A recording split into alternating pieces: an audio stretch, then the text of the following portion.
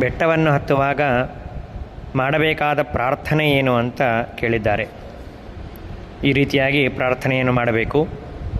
ಸ್ವರ್ಣಾಚಲ ಮಹಾಪುಣ್ಯ ಸರ್ವದೇವ ನಿಷೇವಿತ ಬ್ರಹ್ಮಾದಯೋಪಿ M ದೇವಾಃ ಸೇವಂತೆ ಶ್ರದ್ಧಯಾ ಸಹ ತಂ ಭವಂತಂ ಅಹಂ ಪದ್ಭ್ಯಾಂ ಆಕ್ರಮೇಯಂ ನಗೋತ್ತಮ ಕ್ಷಮಸ್ವ ತದಘಂ ಮೇದ್ಯ ದಯಯಾ ಪಾಪಚೇತಸಃ ತ್ವನ್ಮೂರ್ಧನಿ ಕೃತಾವಾಸಂ ಮಾಧವಂ ದರ್ಶಯಸ್ವ ಮೇ. ಇದರ ಅರ್ಥ ಈ ರೀತಿಯಾಗಿದೆ. ಓ ಬಂಗಾರದ ಪರ್ವತವೇ, ಭಾರೀ ಪುಣ್ಯವನ್ನು ಮಾಡಿಕೊಂಡಿದ್ದೀಯಾ, ಎಲ್ಲ ದೇವತೆಗಳಿಂದಲೂ ಕೂಡ ಸೇವಿತನಾಗಿದ್ದೀಯಾ, ಬ್ರಹ್ಮಾದಿ ದೇವತೆಗಳೂ ಕೂಡ ನಿನ್ನನ್ನು ಶ್ರದ್ಧೆಯಿಂದ ಸೇವಿಸುತ್ತಾರೆ. ಓ ನಗೋತ್ತಮ, ಅಂತಹ ನಿನ್ನನ್ನು ನಾನು ನನ್ನ ಪಾದಗಳಿಂದ ಹತ್ತುತ್ತಾ ಇದ್ದೇನೆ. ಕ್ಷಮ ಮಾಡಪ್ಪ, ದಯ ತೋರಿ ನನ್ನ ಪಾಪವನ್ನು ಪರಿಹಾರ ಮಾಡು.